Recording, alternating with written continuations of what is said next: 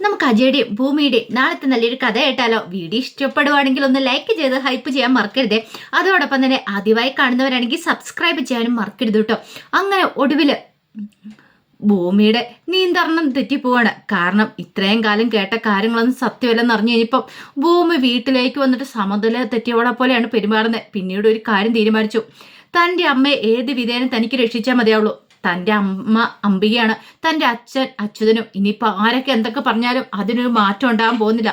തനിക്ക് തൻ്റെ അമ്മയെ രക്ഷിക്കണം. മുമ്പത്തെക്കാളും വീറും വാശിയോടും കൂടിയിട്ടാണ് ഭൂമി മുന്നോട്ട് പോകാൻ തീരുമാനിച്ചിരിക്കുന്നത്. അതിനിപ്പോൾ തൻ്റെ ജീവൻ ബലി കൊടുത്തിട്ടാണെങ്കിലും ശരി തൻ്റെ അമ്മയെ രക്ഷിക്കണം. കാരണം ഒരു കുറേ തുക ആവശ്യമുണ്ട് അതിന് വേണ്ടിയിട്ട്, വക്കീൽ ഫീസ് കൊടുക്കാനായിട്ട്. ഒരു നല്ല വക്കീലിനെ പോയി കണ്ടിട്ടുണ്ടായിരുന്നു, ആൽഫ്രഡിനെയും കൂട്ടിക്കൊണ്ട്. പക്ഷെ ആ വക്കീലിന് ഫീസ് കൊടുക്കണം, നല്ലൊരു തുകയാവും. 10-35 ലക്ഷം രൂപ ഫീസും കാര്യങ്ങളാവും. അത്ര വലിയൊരു എമൗണ്ട് ഭൂമിയുടെ കയ്യിൽ എടുക്കാനുണ്ടായിരുന്നില്ല. പക്ഷെ അജയ് സാറുമായിട്ടുള്ള വിവാഹത്തിന് സമ്മതിക്കുവാണെങ്കിൽ, വിവാഹമൊന്നും ഇല്ല, പക്ഷെ എന്നാലും ഒന്ന് അഭിനയിച്ചാൽ മാത്രം മതി, ഭാര്യയായിട്ട് അഭിനയിച്ചാൽ മതി, ശരിക്കുള്ള വിവാഹമല്ല. അങ്ങനെ അഭിനയിക്കുവാണെങ്കിൽ തനിക്ക് ആ പൈസ കിട്ടും. എന്തൊക്കെ അഭിനയിച്ചിട്ടാണ് ശരി, തനിക്ക് തൻ്റെ അമ്മയെ രക്ഷിക്കണം എന്നൊരു ചിന്തയായിരുന്നു മനസ്സിൽ. പിന്നീട് അജയെ വിളിച്ചിട്ട് കാര്യങ്ങളൊക്കെ പറയണം. അജയ്ക്കും വിശ്വസിക്കാൻ പോലും പറ്റിയില്ല. ഇത്ര പെട്ടെന്ന് ഭൂമി സമ്മതിക്കുമെന്നും കരുതിയില്ല. അജയുടെ മനസ്സിലേക്ക് നയനയുടെ മുഖം വന്നു. ഒരുപക്ഷെ തനിക്ക് വേണ്ടിയിട്ട് തന്നെ എവിടെയെങ്കിലും കാത്തിരിക്കുന്നുണ്ടായിരിക്കും, എന്തെങ്കിലും വരും. അതുകൊണ്ടാണ് ഇങ്ങനെയൊക്കെ സംഭവിച്ചിരിക്കുന്നത്. താൻ അവളുടെ കഴുത്തിൽ താലി ആർത്തിയാൽ പിന്നെ തനിക്കൊന്നും പേടിക്കണ്ട. താൻ ഉദ്ദേശിച്ച പോലെയൊക്കെ കാര്യങ്ങൾ നടക്കും. പിറ്റേ ദിവസം ഭൂമി രാവിലെ ക്ഷേത്രത്തിലേക്ക് പോയി. ക്ഷേത്രത്തിൽ പോയി മനോരി പ്രാർത്ഥിക്കുകയാണ്. ഞാൻ ഇങ്ങനെ ഒരു തീരുമാനം എടുത്തിട്ടുണ്ട്. എനിക്ക് തെറ്റോ ശരിയോ എന്നൊന്നും അറിയത്തില്ല, പക്ഷെ എന്നെ കാത്തുരക്ഷിക്കണമെന്ന് പറഞ്ഞുകൊണ്ട് അപ്പോഴേക്ക് അവിടേക്ക് സത്യദാസും കൂടെ വന്നു. എന്താ മോളെ പതിവിലും വീര്യതുമായിട്ട് ഇന്ന് രാവിലെ തന്നെ ക്ഷേത്രത്തിൽ വന്നല്ലോ എന്ന് പറഞ്ഞു. അതെ, എൻ്റെ അമ്മയെ എങ്ങനെയെങ്കിലും എനിക്ക് പുറത്തിറക്കണം സാറേ, അതിനുള്ള പ്രാർത്ഥനയിലാന്ന് പറഞ്ഞു. അത് ഉറപ്പായിട്ടും നടക്കും, മോള് ധൈര്യമായിട്ടിരിക്കുക. അല്ല, ഏതെങ്കിലും വക്കീലിനെ പോയി കണ്ടായിരുന്നോ എന്ന് ചോദിച്ചു. കണ്ടു, കുറച്ച് എമൗണ്ട് ആവും. അല്ല, പൈസ വല്ലതും വേണമെങ്കിൽ ചോദിച്ചാൽ മതി, ഞാൻ തരാമെന്ന് പറഞ്ഞു. വേണ്ട, അതിൻ്റെ ആവശ്യമൊന്നുമില്ല സാറേ എന്ന് പറഞ്ഞു. കാരണം ഭൂമി ഒരിക്കലും ആഗ്രഹിക്കുന്നില്ല മറ്റൊരാളുടെ മുന്നിൽ അങ്ങനെ ഒരിതും ഇല്ലാതെ പൈസ വാങ്ങാനായിട്ട്. തൻ്റെ അമ്മയെ രക്ഷിക്കാനായിട്ട് തന്നെ കൊണ്ടല്ലാതെ സാധിക്കണം എന്നൊക്കെ ഒരു ചിന്തയായിരുന്നു. പിന്നീട് അജയ് ഭൂമിയെ കാണാനായിട്ട് വരുന്നുണ്ട്. അങ്ങനെ അജയും ഭൂമിയും കൂടെ കുറേ സമയം സംസാരിക്കുന്നുണ്ട്. അപ്പോൾ അജയ് തൻ്റെ കരാറിലുള്ള കാര്യങ്ങളൊക്കെ പറയണം. അറിയാലോ, നമ്മൾ കരാർ പ്രകാരം വിവാഹിതരാവുന്നു മാത്രമേ ഉള്ളൂ. പക്ഷേ എങ്കിൽ അതിനപ്പുറത്തേക്ക് നമ്മൾ തമ്മിലൊരു ബന്ധമില്ല. ഭൂമിക്ക് ഭൂമിയുടേതായ കാര്യങ്ങൾ, എനിക്ക് എൻ്റെതായ കാര്യങ്ങൾ. രണ്ടുപേരുടെയും കാര്യങ്ങളിൽ പരസ്പരം അവർ ഇടപെടാൻ പാടില്ല, മറ്റാളെ ഇടപെടാൻ പാടില്ല.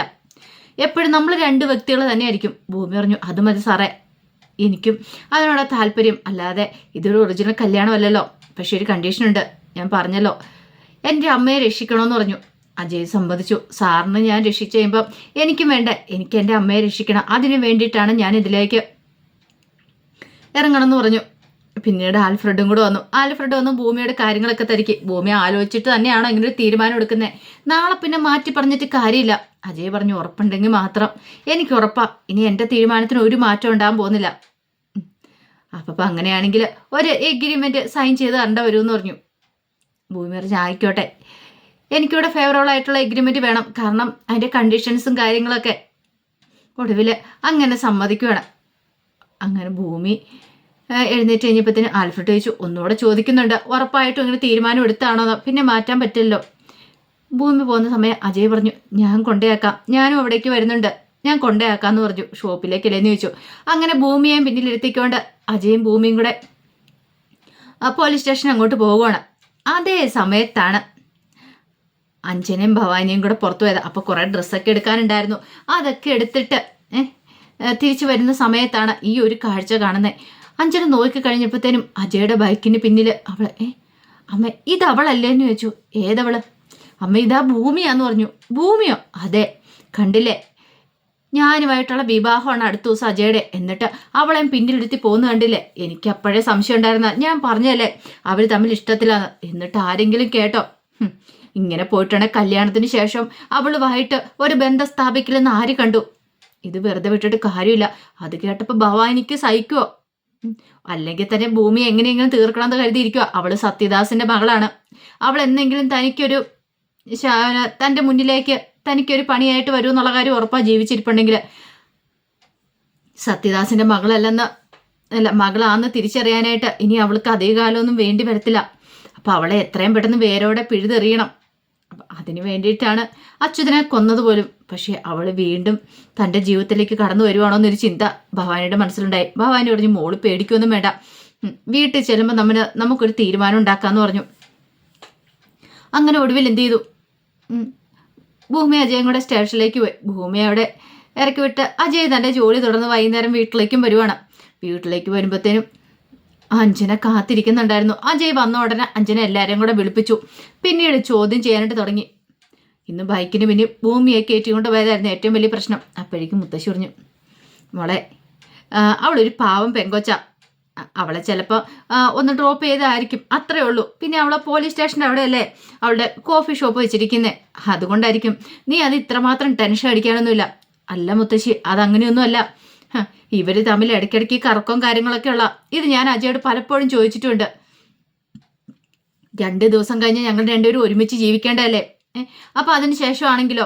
ഭവാനി പറഞ്ഞു, അജയ് ഇതൊന്നും ശരിയായിട്ടുള്ള കാര്യമല്ല. അപ്പോഴേക്കും സംഗീത ചോദിച്ചു, എടാ എന്ത് പരിപാടിയാണ് നീ കാണിക്കണേ?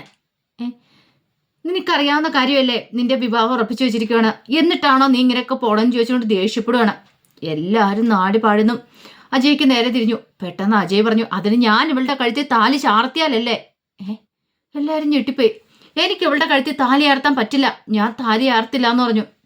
എടാ നീ എന്തൊക്കെയാ പറയണേ? പറ്റില്ല എന്ന് പറഞ്ഞാൽ പറ്റില്ല. അപ്പോഴേക്കും മുത്തശ്ശി വന്നിട്ട് പറഞ്ഞു, എടാ മോനെ, നിന്റെ മോതിരമാറ്റം കഴിഞ്ഞാൽ നിന്റെ കയ്യെ കിടക്കുന്ന മോതിരം ഇവിടെട്ടാ. ഈ മോതിരം അതും പറഞ്ഞോണ്ട് അജയ് പെട്ടെന്ന് വിരലിൽ കിടക്കുന്ന മോതിരം അങ്ങോട്ട് ഊരി. ഇതാണല്ലേ പ്രശ്നം. മുത്തശ്ശി എന്നോട് ക്ഷമിക്കണം, എനിക്ക് ഈ വിവാഹത്തിന് സമ്മതമല്ല. എന്നെ കൊണ്ട് അടിച്ചേൽപ്പിക്കാൻ ശ്രമിച്ചതാ. ഞാൻ അമ്മയോട് ഇതാകുന്നേ പറഞ്ഞു. എൻഗേജ്മെന്റ് കഴിഞ്ഞാലും കല്യാണം നടക്കാൻ പോകുന്നില്ലെന്ന്. എനിക്കിവളെ ഇഷ്ടമില്ല എന്ന് പറഞ്ഞു. ഇഷ്ടമില്ലെന്നോ? നീ എന്താടാ പറയണേ? 2 ദിവസം കഴിഞ്ഞ നിന്റെ കല്യാണമാ. ഞാൻ പറഞ്ഞല്ലോ മുത്തശ്ശി, എനിക്കിഷ്ടമില്ലാത്തൊരു ബന്ധമാണ്, അതുകൊണ്ട് മുത്തശ്ശി എന്നോട് ക്ഷമിക്കണം. ഈ വിവാഹം നടക്കാൻ പോകുന്നില്ല എന്ന് പറഞ്ഞു. അപ്പോഴേക്കും മാധവൻ ഓടി വന്നിട്ട് അജയുടെ കോളർ അങ്ങോട്ട് കുത്തിപ്പിടിച്ചു. അനാവശ്യം പറയുന്നോടാ, എന്ത് അസമ്മതം നീ കാണിക്കണേ? ഇത്രമായിട്ടൊരു പെൺകുട്ടിയെ ചതിക്കാനായിട്ടാ കല്യാണത്തിനോടം വരെ എത്തിച്ചിട്ട്. അപ്പോഴേക്കും അഞ്ജന കിടന്ന് കരയാനായിട്ട് തുടങ്ങി. ഭവാനി അഞ്ജനയെ ചേർത്ത് പിടിച്ചു. എന്നിട്ട് പറഞ്ഞു, ഇപ്പം ഞങ്ങൾക്ക് മനസ്സിലായി, ഇതുകൊണ്ടൊക്കെ മുമ്പ് ഞങ്ങൾ ഈ വീട് വിട്ട് ഇറങ്ങിപ്പോയത്. എനിക്കും മോൾക്കും ആരും ഇല്ലാത്തതുകൊണ്ടല്ലേ, ചോദിക്കാനും പറയാനും ആരും ഇല്ലാത്തതുകൊണ്ടല്ലേ ഇങ്ങനെയെന്നൊക്കെ പറഞ്ഞു. അജയ് ഇരുന്നിട്ട് പറഞ്ഞു, അതെ ഇനി എന്നോട് ഇതിനെക്കുറിച്ചൊന്നും പറയരുത്. ഞാൻ ആദ്യമേ തന്നെ പറഞ്ഞ അഞ്ജനോടും പറഞ്ഞ് എനിക്ക് ഈ വിവാഹത്തിന് സമ്മതമല്ലെന്ന്. പക്ഷെ എന്നെ നിർബന്ധിച്ച് ഈ വിവാഹത്തിലേക്ക് കൊണ്ട് എത്തിക്കുമായിരുന്നു. എനിക്കൊരിക്കലും ഇവളുടെ കഴുത്തിൽ താലി ആർത്താൻ സമ്മതമല്ല. അത് ഞാൻ ഓൾറെഡി പറഞ്ഞ കാര്യമാണ്. അപ്പോഴേക്കും സംഗീത ചോദിച്ചു, എടാ മോനെ നീ എന്തൊക്കെയാ പറയണേ? പറയാനായിട്ട് എളുപ്പം അറിയാലോ, ഇത്രത്തോളം വരെ എത്തിയിട്ട്. പെട്ടെന്ന് അജയ മോതിരോടെ വെച്ചു. എനിക്കിനി ഇത് വേണ്ടാന്ന് പറഞ്ഞിട്ട് അകത്തേക്ക് അങ്ങോട്ട് കയറി പോവാണ്. ആ സമയത്ത് മാധവൻ പിന്നാലെ എന്നിട്ട് പിടിച്ചു നിർത്തിയിട്ട്, നിന്നെ ഞാൻ ഉണ്ടല്ലോ എന്ന് പറഞ്ഞുകൊണ്ട് അടിക്കാൻ അങ്ങോട്ട് കൈ ഓങ്ങുവാണ്. സംഗീത ഓടിപ്പോയി പിടിച്ചിട്ട് പറഞ്ഞു, വേണ്ട മാധവേട്ട, അവനെ തല്ലലെന്നൊക്കെ പറഞ്ഞ് തടഞ്ഞു. അജയ് പിന്നെ അവിടെ നിന്നില്ല. അജയ് പുറത്തേക്ക് അങ്ങോട്ട് ഇറങ്ങിപ്പോണം. അജയ്ക്ക് ഭയങ്കര വിഷമമായിപ്പോയി. ഈ സമയത്ത് സൗഭാഗ്യം മുത്തശ്ശിക്ക് സങ്കടമായി. തൻ്റെ വാക്കിന് വിലയില്ലല്ലോ. പോരാത്തതിന് ഭവാനി അഞ്ജനയും കൂടെ മുത്തശ്ശിയെ കുറ്റപ്പെടുത്തി. മുത്തശ്ശിയുടെ വാക്ക് കേട്ടല്ലേ മുത്തശ്ശി ഞാൻ ഇത്രത്തോളം വരെ കാര്യങ്ങളൊക്കെ എത്തിച്ചേ. എൻ്റെ ഫ്രണ്ട്സിനെയൊക്കെ കല്യാണം വിളിച്ചു. എല്ലാവരുടെ മുന്നിൽ ഞാൻ നാണം കിടും. ഇനി ഞാൻ ജീവിച്ചിരിക്കില്ല. അല്ല എന്തിനാ ഞാൻ ജീവിച്ചിരിക്കുന്നേ? ഇതുപോലൊരു അപമാനം എനിക്ക് സഹിക്കാൻ പറ്റില്ല എന്ന് പറഞ്ഞു. ഇത് കേട്ടതും ഭവാനി പറഞ്ഞു, അത് മോളെ, നമ്മൾ ആരും ഇല്ലാത്തവരായതുകൊണ്ട് ഇങ്ങനെയൊക്കെ ആർക്കും എപ്പോൾ വേണം എങ്ങോട്ടും ഇട്ട് പന്ത് കെട്ടാലോ, ആർക്കും ഒരു പ്രശ്നമില്ലല്ലോ എന്നൊക്കെ പറഞ്ഞപ്പോൾ മുത്തശ്ശി പറഞ്ഞു, എൻ്റെ വാക്കിൻ്റെ വിലയില്ലാന്ന് എനിക്കിപ്പം മനസ്സിലായി. അങ്ങനെയാണ് ഞാനും ചില തീരുമാനങ്ങൾ എടുത്തിട്ടുണ്ട്. അതും പറഞ്ഞുകൊണ്ട് അകത്തേക്ക് അങ്ങോട്ട് കയറി പോവാണ്. എല്ലാവരും ഒരു നിമിഷം ഞെട്ടി നിൽക്കുമ്പോൾ സൗഭാഗ്യം മുത്തശ്ശി തൻ്റെ ഒരു ഭാഗം എടുത്തുകൊണ്ട് പുറത്തേക്ക് ഇറങ്ങി വരുവാണ്. ഇനി ഈ വീട്ടിൽ ഞാൻ കാലുകുത്തത്തില്ല. ഈ വീട്ടിൽ എനിക്കൊരു വിലയില്ലാന്നായി. എൻ്റെ വാക്കിന് വിലയില്ലാത്തടത്ത് ഞാൻ നിൽക്കുന്നില്ല എന്നും പറഞ്ഞുകൊണ്ട് ഇറങ്ങുക. അത് കേട്ട് കഴിഞ്ഞപ്പോഴത്തേനും മാധവനും സംഗീതമൊക്കെ ഞെട്ടിപ്പോയി. അമ്മേ അവിടെ നിൽക്കമ്മേന്നൊക്കെ പറഞ്ഞ് സംഗീതം വന്നെങ്കിലും സൗഭാഗ്യം മുത്തശ്ശി നിന്നില്ല, ഇറങ്ങുവാണ്. അപ്പം അതിൻ്റെ കഥകളൊക്കെ കാണാൻ പോകുന്നത്. ഇനി എന്തായി തീരുന്ന് കണ്ടറിയണം. ഇപ്പം സന്തോഷിക്കും ഭവാനിയൊക്കെ, കാരണം മുത്തശ്ശി ഇറങ്ങിപ്പോയല്ലോ എന്ന് ഓർത്തിട്ട്. പക്ഷെ ഭൂമിയെ കല്യാണം കഴിച്ചുകൊണ്ട് വരുന്നതോട് കൂടിയിട്ട് നല്ല അടി തന്നെയായിരിക്കും. അപ്പം അതിൻ്റെ വിശേഷങ്ങൾക്കായി നമുക്ക് എല്ലാവർക്കും കാത്തിരിക്കാം കേട്ടോ. ഒരിക്കൽ കൂടി എല്ലാവർക്കും ശുഭരാത്രി നേർന്നുകൊണ്ട് നിർത്തുന്നു. നന്ദി.